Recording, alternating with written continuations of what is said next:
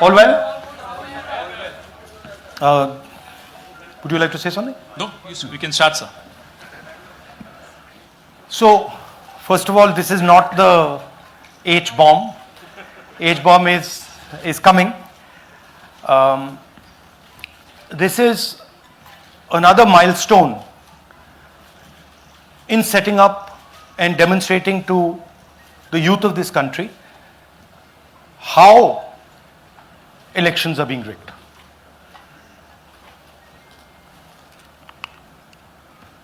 So I'm going to make a claim here, very strong claim, about CEC Gyanesh Kumar. And this is not something I'm saying lightly. I'm the leader of the opposition in the Lok Sabha. This is something I'm saying after solid proof that I'm going to show you, the youth of India, the people of India today. Proof that is black and white, absolutely clear, that the Chief Election Commissioner of India is protecting the people who have destroyed Indian democracy. I'm also going to show you the method by which votes are being added and deleted, and I'm going to show you how they are done, how that is done. In election after election, someone, some force, some group of people has been systematically targeting millions of voters for deletion across India. This is something that we've heard again and again and again. Different communities, mainly communities that are voting for the opposition, Dalits, Adivasis, minorities, OBCs, are specifically targeted. We had heard this many times, and now we found 100% proof of it. Please understand, I am not going to say anything on this stage that is not backed up by 100% proof. I am somebody who loves my country. I love my constitution. I love the democratic process, and I am protecting that process. And so I'm not going to say anything here that is not going to be based on 100% proof that you can determine. The burden of the judgment is yours. I am going to lay the proof in front of you. You will see it and say, actually, this is pretty solid proof. Aland is constituency in Karnataka. 6,018 votes. Somebody tried to delete 6,018 votes. We don't know the total number of votes that were deleted in Aland in the 23 election. They are much higher than 6,018. But somebody got caught deleting 6,018 votes. And it was caught, like most crimes, by a coincidence. What happened was, the booth level officer there noticed that her uncle's vote was deleted. And so she checked who deleted her uncle's vote, and she found that it was a neighbor. पड़ोसी ने uncle का vote delete किया था. उसने जाके पड़ोसी से पूछा कि आपने मेरे अंकल का वोट क्यों डिलीट किया. पड़ोसी ने कहा, मैं तो जानता ही नहीं, मैंने तो कुछ वोट डिलीट ही नहीं किया. Neither did the person deleting the vote know, nor did the person whose vote was deleted know. Some other force hijacked the process and deleted the vote. And as luck would have it, got caught. What does the operation look like? In Aland, 6,018 applications were filed, impersonating voters. The people who filed these applications actually never filed them.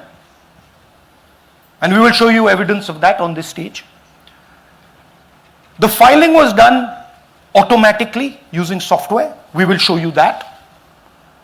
Mobile numbers from outside Karnataka, from different states, and you can see on the map, from different states were used to delete numbers in Aland. And it was done targeting Congress voters. So this was not random. We will show you again that these deletions were specifically targeting booths where the Congress party was winning.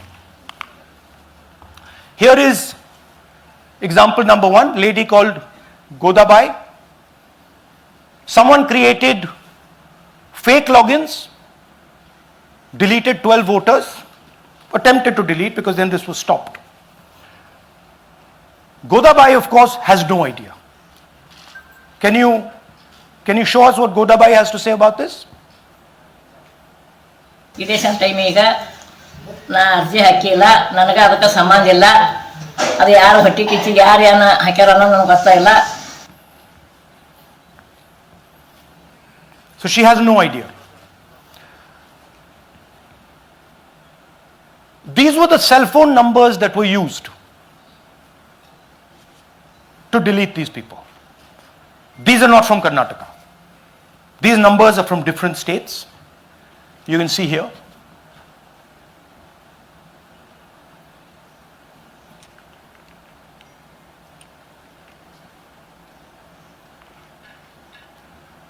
So the question is, whose numbers are these? How were they operated? Where were they operated from? Who generated the OTPs to disturb the process? Now these are questions that arise out of this. Here's example 2, Suryakant. This gentleman apparently deleted 12 voters in 14 minutes. He filled 12 deletion forms in 14 minutes. I'd like you to meet him. He's here. That's one of the people. That's one. Namaskar bhi aiye. Babita Chaudhary is one of the votes that he is supposed to have deleted. Aiye bhaiya. He is supposed to have deleted. This is the gentleman. ये इनका vote delete किया जा रहा था. ये कर रहे थे. इनसे आप पूछिए. बताइए. That's our candidate. हाँ. कन्नड़ा में बोलिए. ನನ್ನ ಹೆಸರು ಸೂರ್ಯಕಾಂತ್ ಗೋವಿನ. ನಾನು ಸರ್ಸಂಬ ಗ್ರಾಮದಲ್ಲಿ ಇದ್ದೆ. ನನಗೆ ನಾಲೆಜ್ ಕೇಳದೆ ನನ್ನ ಹೆಸರು ಮೇಲೆ 9 ಜನರ ಲಿಸ್ಟನ್ನು ಡಿಲೀಟ್ ಮಾಡಿದ್ದಾರೆ. ಅದು ಯಾಕಂತ ಇವರು ನನಗೆ ಬಂದು ಕೇಳಿದರು, ನಮ್ಮ ಹೆಸರು ನೀವು ಯಾಕೆ ಡಿಲೀಟ್ ಮಾಡಿದ್ರಿ ಅಂತ. ಅದಕ್ಕೆ ನಾನು ನಮ್ಮ ಸಾಹೇಬ್ರಿಗೆ ಹೇಳಿದೆ, ನಾನು ಡಿಲೀಟ್ ಯಾರಿಗೂ ಮಾಡಿಲ್ಲ, ಅಪ್ಲಿಕೇಶನ್ ಕೊಟ್ಟಿಲ್ಲ, ಆದರೂ ಡಿಲೀಟ್ ಆಗಿದೆ, ಅದು ನೋಡ್ರಿ ಅಂತ. ಹಾಗಾಗಿ ತಹಶೀಲ್ದಾರ್ಗೆ ಹೋಗಿ ಕಂಪ್ಲೇಂಟ್ ಕೊಟ್ವಿ. ಮತ್ತು ಕಮಿಷನರ್ ಇದು ನಮ್ಮ ಜಿಲ್ಲಾ ಎಲೆಕ್ಷನ್ ಒಂದು ಇದಕ್ಕೆ ಕಂಪ್ಲೇಂಟ್ ಕೊಟ್ವಿ. ನನ್ನ ಹೆಸರು ಮೇಲೆ 12 ಜನರದು ಡಿಲೀಟ್ ಮಾಡಿದ್ದು ನಿಜ ಇರ್ತದೆ. थोड़ा ट्रांसलेट कर लीजिए. मेरे नाम पे 12 लोगों का नाम डिलीट किया गया है. हालांकि मुझे मालूम नहीं, मैं कभी किसी को मैसेज भेजा भी नहीं, मैं बुलाया भी नहीं. ये बबीता आके पूछने से पता चला कि मैंने मेरे फ़ोन से ऐसा मैसेज दिया, लेकिन असल में मैंने किसी को भी मैसेज नहीं किया. आप कुछ कहेंगे? नहीं, ठीक है. Thank you. Thank you. Third example, Nagaraj. 2 applications filed and submitted in 36 seconds. Please try and fill these forms and see how long it takes you. Try and fill. And I ask the youth of India, try it. Try and fill the form, 2 forms in 36 seconds. you'll see the answer to this question. Notice also what time this gentleman fills the form. For some reason he gets up at 4:07 in the morning and suddenly fills 2 forms in 38 seconds.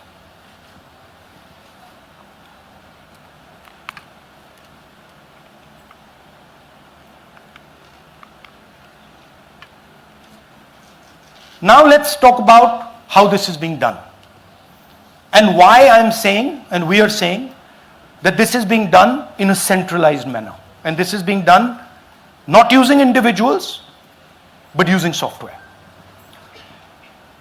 Look at the serial numbers. Serial number 1, serial number 1, serial number 1, serial number 1. Serial number 1 means that this is the first person whose name, this is the first name in the booth. So a software is picking up the first name in the booth and using it to delete voters. So someone ran an automated program that ensured the first voter of the booth was the applicant. That same person got cell phones from outside the state, used them to file the applications. And we are pretty certain that this was done in a centralized manner and it was done at scale. This was not done in a, at a worker level. This was done at a call center level. Okay?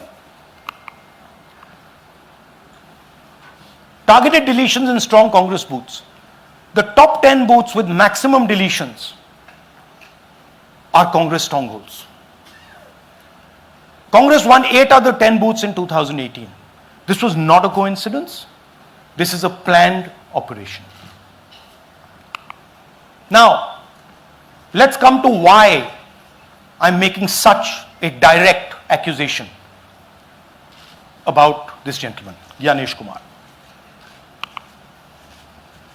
There is an ongoing investigation on this matter in Karnataka. The CID of Karnataka has sent 18 letters in 18 months. 18 letters in 18 months to the Election Commission. And they have asked the Election Commission for some very simple facts. Number 1, give us the destination IP from where these forms were filled. Number 2, give us the device destination ports from where these applications were filed.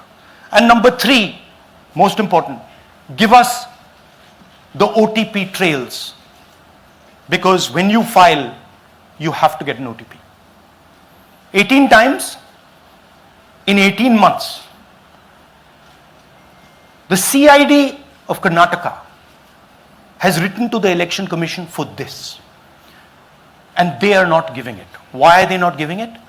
Because this will lead us to where the operation is being done from. And we are absolutely convinced where this is going to lead. I'll give you a little bit of the chronology. FIR is filed February 23. Karnataka CID writes to ECI requesting all details of these numbers and these transactions almost immediately in March. In August, EC gives a reply, doesn't fulfill any of the demands, and doesn't give us the information. Doesn't give the CID of Karnataka the information that will lead them to their destination. January 24, Karnataka CID writes to ECI again and says, please send us full information. No answer. Karnataka CID by September 25, last letter went in September 25, has written 18 reminder letters. While this is going on, the CEC of Karnataka writes to the Election Commission in Delhi and says there is a matter, please provide this information. And the CC of Karnataka multiple times asks the Election Commission. No answer. Now this is absolute solid proof that Gyanesh Kumar is protecting the people who are doing this. This is also absolute solid proof, what I've shown you, that this is being done in a centralized way, this is being done at scale, and this is being done using large resources. Question is, who is the someone? And the answer is with the EC today. The Election Commission of India knows who is doing this. And I want every single youngster in India to know that they are attacking this. And this is your future. When they are not giving this information, they are defending the murderers of our democracy. And it is important that every youngster knows this. Your jobs, your future, your aspirations all come from this instrument. And the Chief Election Commissioner, Mr. Gyanesh Kumar, is not telling the CID of Karnataka who is doing this. This is not an isolated case. There are many such cases. Here is another one. Maharashtra, Rajora, same idea. 6,850 targeted voters added. Anand we caught deletions, Rajora we caught additions. But the basic idea is the same. Phones from outside, people who are supposed to have added voters don't know that they've added voters, people who have deleted voters don't know that they've deleted voters. You can see, you might remember that, those names there, JW, JW, JW, JW from the last presentation. Same model. So it's the same system that is doing this. It's doing it in Karnataka, it's doing it in Maharashtra, it's done it in Haryana, it's done it in UP, and we have proof of all of it.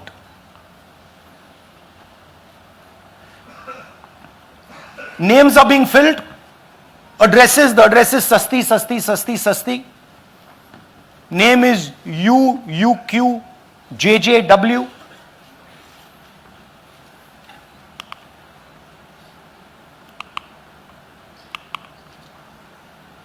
So, what are we saying here? That the Chief Election Commissioner of India, Gyanesh Kumar, needs to stop protecting the people who are destroying Indian democracy. We have given you 100% bulletproof proof here. It cannot be doubted. You have seen it with your own eyes. Right? EC has to release this data of these phones, these OTPs, within a week. Otherwise, we will know for sure that Gyanesh Kumar is protecting the people who are destroying and attacking the constitution. Thank you. धन्यवाद पीठ हिंदी में बोले? हिंदी का नहीं, reverse कर दीजिए, पूरा हिंदी में बोल देता हूं, पूरा हिंदी में। देखिए, ये एच बॉम्ब तो नहीं है, एच बॉम्ब आ रहा है, हाइड्रोजन बॉम्ब आ रहा है। ये एक और उदाहरण है वोट चोरी का। पिछली बार मैंने आपको एडिशंस के बारे में बताया था, ये हम आपको डिलीशंस के बारे में दिखा रहे हैं, और सबूत के साथ हम आपको दिखाएंगे कि ये जो डिलीशंस हुए हैं ये सेंट्रलाइज तरीके से कॉल सेंटर के प्रयोग करके, सॉफ्टवेयर के प्रयोग करके किए गए हैं।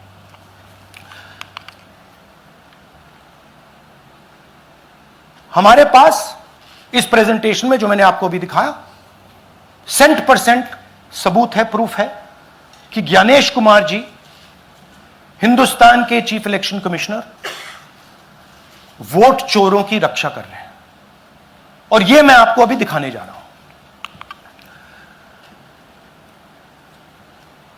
हर इलेक्शन में हमें रिपोर्ट आती थी कि वोटर्स डिलीट हो रहे हैं, कांग्रेस वोटर्स डिलीट हो रहे हैं, ऑपोजिशन के वोटर्स डिलीट हो रहे हैं, दलित वोटर्स डिलीट हो रहे हैं, आदिवासी हो रहे हैं, माइनॉरिटी वोटर्स डिलीट हो रहे हैं, ओबीसी वोटर्स डिलीट हो रहे हैं। मगर जब डिलीट होते हैं ऑपोजिशन के ही होते हैं।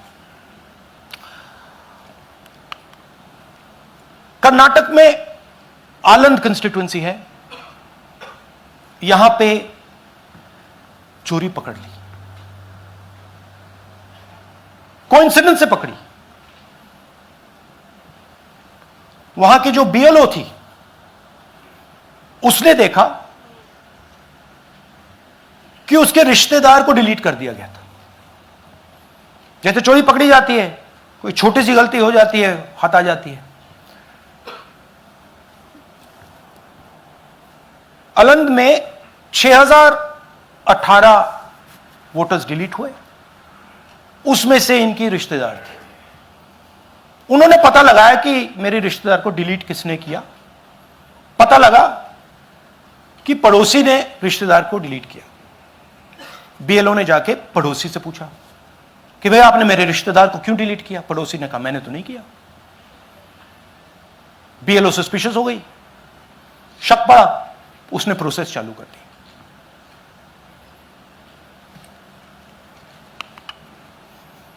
पता क्या लगा कि कोई ना कोई, किसी ने अलंद में वोटर डिलीशन सिस्टमैटिकली ऑर्गेनाइज तरीके से, सेंट्रलाइज तरीके से किया। हमें यह नहीं मालूम कि आलंद में कितने वोटर डिलीट हुए, क्योंकि इससे बहुत ज्यादा हो सकते हैं। 6000, तकरीबन 6000 पकड़े गए, उस पर इन्वेस्टिगेशन हो गया। क्या पता लगा कि फाइलिंग ऑटोमेटिकली ऑनलाइन हो रही है। मोबाइल नंबर्स कर्नाटक के नहीं यूज हो रहे, मोबाइल नंबर्स दूसरी स्टेट्स के यूज हो रहे हैं। इनफैक्ट कर्नाटक के नंबर थे ही नहीं उसमें। मतलब आप दिल्ली में बैठे डिलीट कर रहे हो, आपका नंबर तमिलनाडु का है। आप गुड़गांव में डिलीट कर रहे हो, आपका नंबर झारखंड का है। और जब हम चेक कर रहे हैं कि भैया आपका नंबर है, तो आपका नंबर है ही नहीं, किसी और का नंबर है। और टारगेट करके कांग्रेस वोटर्स को डिलीट किया गया। ये गोदाबाई जी हैं, इनके नाम पर 12 वोटर्स डिलीट किए गए। इनको मालूम ही नहीं, इनको पता ही नहीं कि इन्होंने 12 वोटर्स डिलीट किए। दिखाइए जरा। ಇಲೆಕ್ಷನ್ ಟೈಮ್ ಈಗ ये इनका वीडियो है। ನಾ ಅರ್ಜಿ ಹಾಕಿಲ್ಲ, ನನಗೆ ಅದಕ್ಕೆ ಸಂಬಂಧ ಇಲ್ಲ। ಅದು ಯಾರು ಹೊಟ್ಟಿ ಕಿಚ್ಚಿಗೆ ಯಾರು ಏನ ಹಾಕ್ಯಾರ ಅನ್ನೋದು ನನಗೆ ಗೊತ್ತಾಗಿಲ್ಲ। तो इनको आइडिया नहीं है कि इन्होंने वोटर्स डिलीट कर दिए।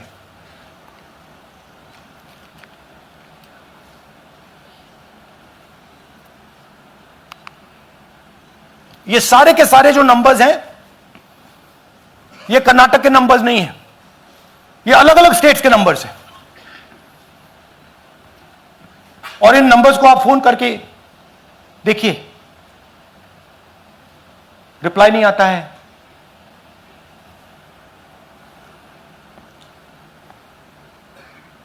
तो सवाल यह है कि किसके नंबर्स हैं, ये किसने ऑपरेट किए, जब इन्होंने ऑपरेट किए ये कहां थे, आईपी एड्रेस क्या था, ओटीपी कैसे जनरेट हुआ, कहां गया, यह सवाल है। यह दूसरा उदाहरण, सूर्यकांत जी जो अभी स्टेज पे आए थे, इन्होंने 12 वोटर्स को 14 मिनट में डिलीट कर दिया। आप फॉर्म भरने की कोशिश कीजिए, डिलीशन फॉर्म भरने की कोशिश कीजिए, देखिए। और जब हमने इनसे पूछा कि भैया आपने ये कैसे किया, वो कहते हैं मैंने तो नहीं किया, मैं तो जानता ही नहीं हूं।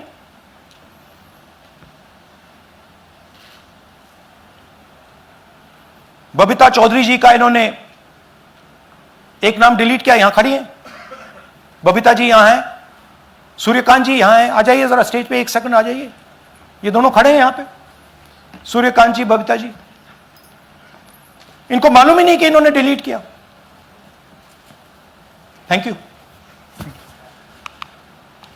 नागराज जी, इन्होंने 2 एप्लीकेशन 36 सेकंड में फाइल कर दी है। और मजे की बात देखिए, ये 4 बजे सुबह उठ के फाइल कर रहे हैं। पता नहीं क्या हुआ, 4 बजे सुबह कहा कि भैया मैं 2 वोटर को डिलीट करूंगा, और कितने 36 सेकंड में डिलीट कर दिए, फिर सो गए।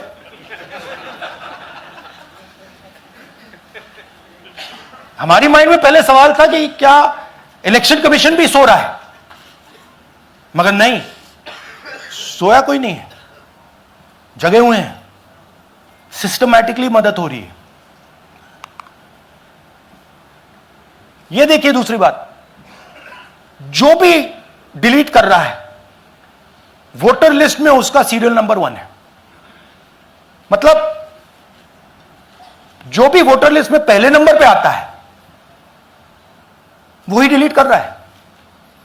5वें नंबर वाला, 7वें नंबर वाला, 10वें वाला कोई नहीं कर रहा। तो हो क्या रहा है, सॉफ्टवेयर से यह काम किया जा रहा है। सॉफ्टवेयर प्रोग्राम कह रहा है पहला नाम निकालो और इसका प्रयोग करके डिलीट करो। टारगेटेड डिलीशंस हो रहे हैं। कांग्रेस पार्टी पर आनंद में अटैक किया। टॉप 10 बूथ्स जहां सबसे ज्यादा कांग्रेस की स्ट्रेंथ थी वहां टारगेट किया। और 2018 में पिछले इलेक्शन में 10 में से 8 बूथ कांग्रेस पार्टी जीती थी, और इन 8 में से इन्होंने 6000 लोग उड़ाने की कोशिश की। ये कोइंसिडेंस नहीं था, ये प्लान था, और ये सेंट्रलाइज तरीके से किया जा रहा है। अब मैंने बहुत बड़ी बात बोली, चीफ इलेक्शन कमीशन के बारे में मैंने बोला कि यह व्यक्ति वोट चोरों की रक्षा कर रहा है।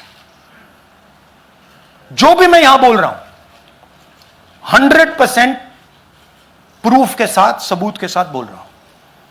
और मैं अभी आपको दिखाना चाहता हूं कि मैं ये शब्द क्यों बोल रहा हूं और किस बेसिस पे बोल रहा हूं। आपको अपनी आंखों से ये दिखेगा। कर्नाटका सीआईडी ने केस चालू किया कि वोटर कौन है, ये फोन किसके हैं, ये आईपी एड्रेस क्या है, ओटीपी कहां गया, इन चीजों के बारे में इन्वेस्टिगेशन शुरू होती है।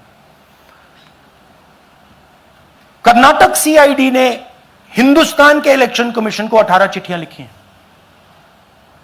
हमें आप ये इंफॉर्मेशन दीजिए, बिल्कुल क्लियर है, डेस्टिनेशन आईपी दीजिए, डिवाइस डेस्टिनेशन पोर्ट दीजिए, ओटीपी ट्रेल्स दीजिए, फोन नंबर्स दीजिए, फोन नंबर्स के मालिकों के नाम दीजिए। क्लियरली पूछा है, नो आंसर। 18 चिट्ठी CID Karnataka, no answer from chief election commissioner, no answer from election commission. Timeline देखिए,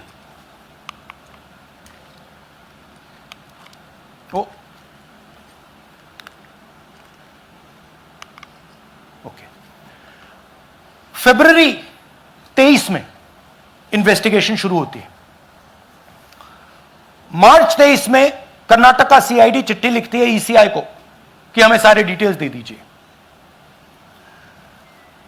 अगस्त में इनकंप्लीट डिटेल्स दी जाती हैं, जिससे कोई इन्वेस्टिगेशन आगे नहीं बढ़ेगा। जिन चीजों की जरूरत थी वो नहीं दी, जिसकी जरूरत नहीं थी वो सारी दे दी। पहला सबूत। दूसरा सबूत, 18 बार रिमाइंडर लेटर गए हैं। आपको अगर सीआईडी एक बार लेटर भेज दे और आप नहीं गए, आप जानते हो क्या होगा। यहां पे इलेक्शन कमीशन को 18 बार लेटर गए हैं, कुछ नहीं हुआ है। बाद में क्या होता है, कर्नाटक ईसी इलेक्शन कमीशन को लिखता है, कहता है भैया हमें दे दीजिए, आपको इंफॉर्मेशन देना पड़ेगा। No reply. मार्च 25 में, आखिरी लेटर सितंबर में गया है, कुछ ही दिन पहले। No reply from EC. यह है सबूत कि ज्ञानेश कुमार जी वोट चोरों की रक्षा कर रहे हैं, और यह ब्लैक एंड व्हाइट सबूत है, इसमें कोई कंफ्यूजन नहीं है कहीं।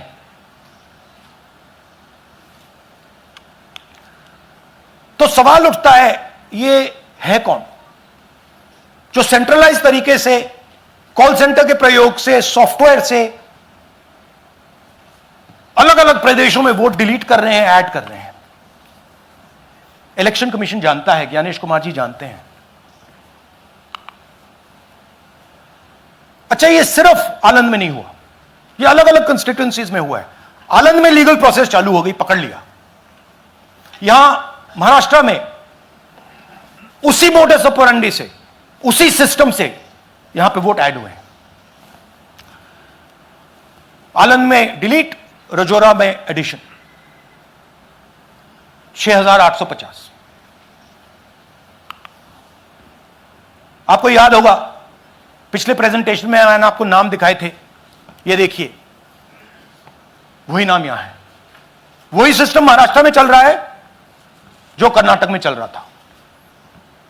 नाम वैसे ही है, जेडब्ल्यू जेडब्ल्यू जेडब्ल्यू, पता वैसा है, जेडब्ल्यू जेडब्ल्यू, नाम यू ऐसे किसी ने टाइप करके लगा दिया। तो जो ये काम कर रहा है, ये उत्तर प्रदेश में, हरियाणा में, बिहार में, कर्नाटक में, महाराष्ट्र में वही कर रहा है।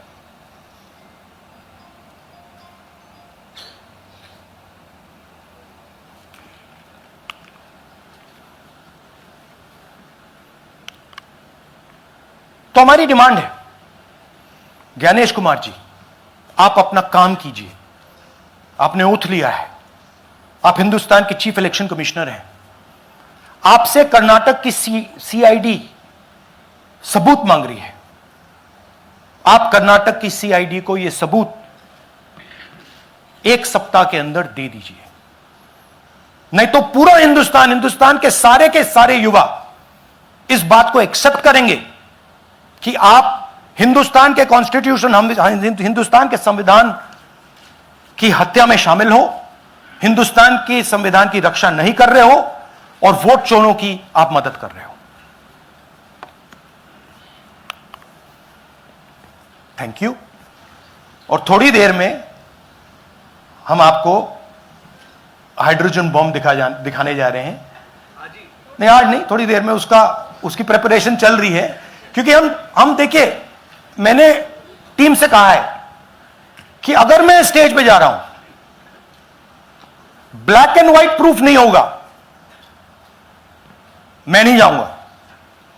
अगर ब्लैक एंड व्हाइट प्रूफ होगा, जो कोई मतलब उसको निगेट नहीं कर सकता, मैं जाऊंगा। मैं देश के कॉन्स्टिट्यूशन की रक्षा कर रहा हूं, संविधान की रक्षा कर रहा हूं, मैं लोकतंत्र की रक्षा कर रहा हूं, और मैं सच्चाई आपके सामने रख रहा हूं। बहुत बहुत धन्यवाद, नमस्कार, जय हिंद। सर 3 सवाल। पीटीआई से संजीव चोपड़ा। या राहुल जी, दिस साइड। या राहुल जी इधर, हाँ, कहाँ है? To your right. हाँ, हेलो। राहुल जी, आज आपने नया खुलासा किया है कि कैसे वोट चोरी हो रही है। आपने पहले भी महादेवपुरा के बारे में बताया कि कैसे एडिशंस हो रही हैं, अब आपने बताया कैसे डिलीशंस हो रही हैं। लेकिन देखने में ये आ रहा है कि इलेक्शन कमीशन इस पे कोई एक्शन नहीं ले रहा, और आगे चल के वो तैयारी कर रहे हैं पूरे देश में एसआईआर लाने की। तो आप इस मुहिम को आगे कहां तक ले जाएंगे, और एसआईआर के बारे में क्या करने वाले हैं? देखिए, हम आपके सामने क्रिमिनलिटी रख रहे हैं, हमारा काम आपके सामने सच्चाई रखने का है। और हम रख रहे हैं। हिंदुस्तान में दूसरे इंस्टीट्यूशंस भी हैं, सिर्फ इलेक्शन कमीशन नहीं है, लीगल सिस्टम है, उनको भी इन चीजों को देखना चाहिए। यहां पे हम चीफ इलेक्शन कमिश्नर के बारे में ब्लैक एंड व्हाइट कह रहे हैं। आपने कहा कि हमने एडिशन डिलीशन दिखाया,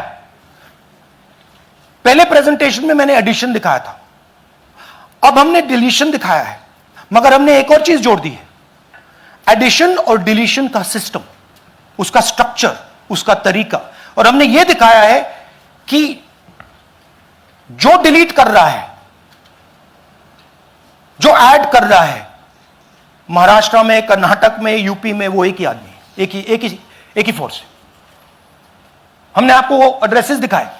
same system is being used in Maharashtra, is being used in Karnataka, is being used in Uttar Pradesh, is being used in Haryana. Same people are doing it. से Siddharth, ANI। Sir, this side, sir. हाँ Sir, on your left, sir. हाँ On your left. This side, sir, on your left. Sir, मेरा आपसे सवाल ये है कि जब आप कह रहे हैं कि ज्ञानेश कुमार जो चीफ इलेक्शन कमिश्नर है, उन्हें पता है ये कौन कर रहा है, हाँ। और ये पॉलिटिकल फायदा जरूर किसी को हो रहा है। आप कह रहे हैं कांग्रेस के बूथ के ऊपर ही हाँ। सारे वोट्स डिलीट किए जा रहे हैं, तो वो कौन लोग आपके हिसाब से हैं जिनको ये फायदा पहुंच रहा है, पहला। और दूसरा ये कि वो आपने एक देखिए, हफ्ते का हाँ, समय दिया sorry। है, जब आपने एक हफ्ते का समय दिया है, तो क्या एक हफ्ते बाद आप इसको आगे कैसे इनिशिएट करेंगे? क्या आप लोग कोर्ट का रास्ता अपनाएंगे या और कोई हायर एजेंसी से इस बात की डिमांड करेंगे? क्योंकि ये ऑर्गेनाइज्ड तरीके से कायम दिखाई दे रहा है जो आप बता रहे हैं, अगर आपकी बात के ऊपर जाएं। देखिए, फ्रैंकली ये जो मैं यहां कर रहा हूं, ये मेरा काम नहीं है। मेरा काम डेमोक्रेटिक सिस्टम में पार्टिसिपेट करने का है। मेरा काम डेमोक्रेटिक सिस्टम की रक्षा करने का नहीं है। वो काम हिंदुस्तान के इंस्टीट्यूशंस का है। वो काम वो नहीं कर रहे हैं, इसलिए मैं कर रहा हूं। अब मैं आपको यह कह सकता हूं कि हमने आपको 2 बार सबूत दिखाया है,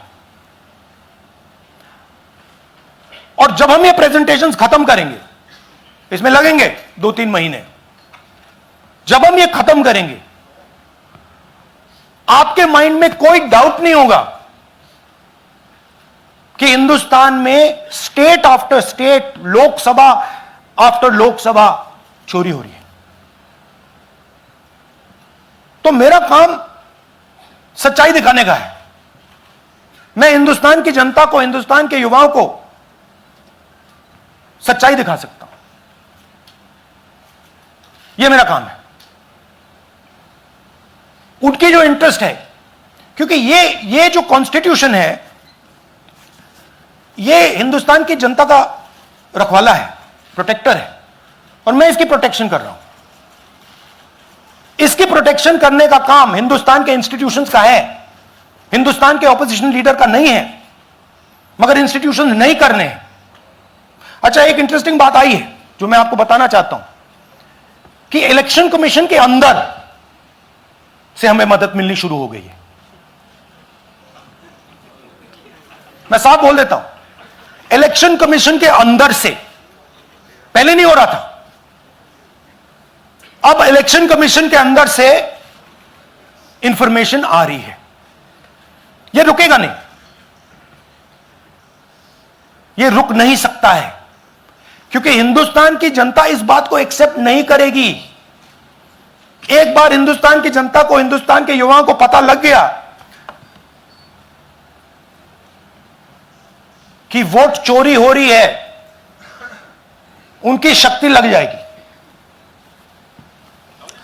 IANS से आलोक झा। इस तरह से नहीं प्लीज। IANS से आलोक झा।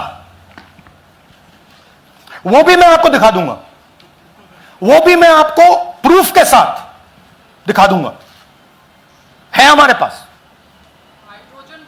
राहुल जी, हाइड्रोजन बॉम्ब में ब्लैक एंड व्हाइट है। मैं फाउंडेशन लगा रहा हूं, मैं फाउंडेशन क्रिएट कर रहा हूं, है हमारे पास।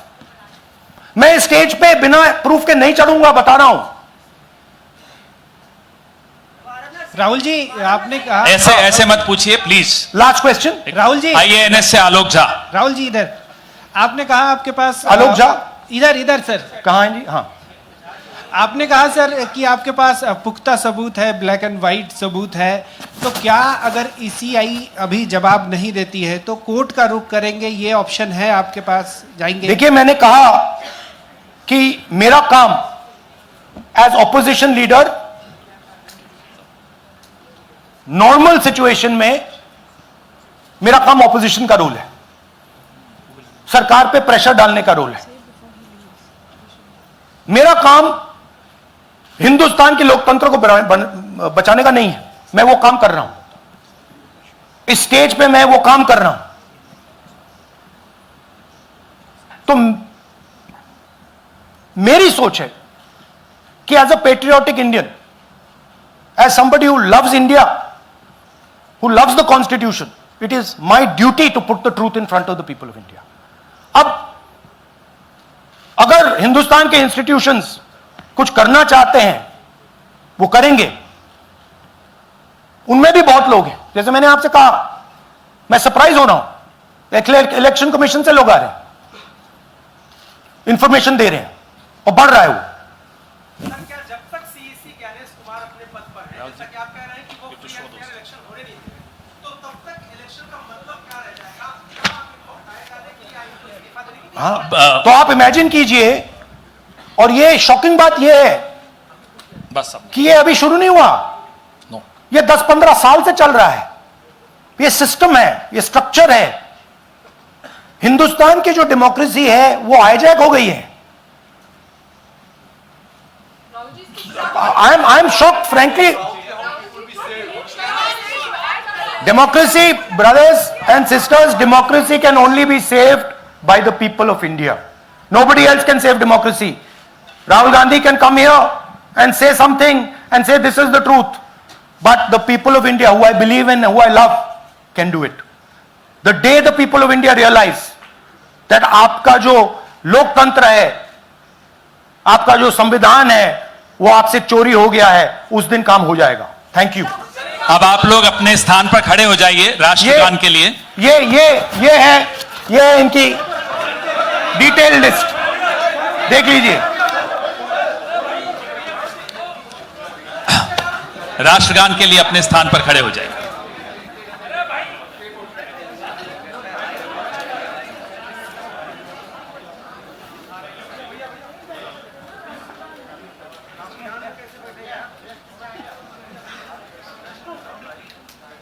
भारत भाग्य विधाता, पंजाब सिंध गुजरात मराठा, द्राविड उत्कल बंगा, विंध्य हिमाचल यमुना गंगा, उच्चल जलधि तरंगा, तव शुभ नामे जागे, तव शुभ आशीष मांगे, गाहे तव जय गाथा, जन गण मंगलदायक जय हे भारत भाग्य विधाता, जय हे जय हे जय हे, जय जय जय जय हे। Thank you.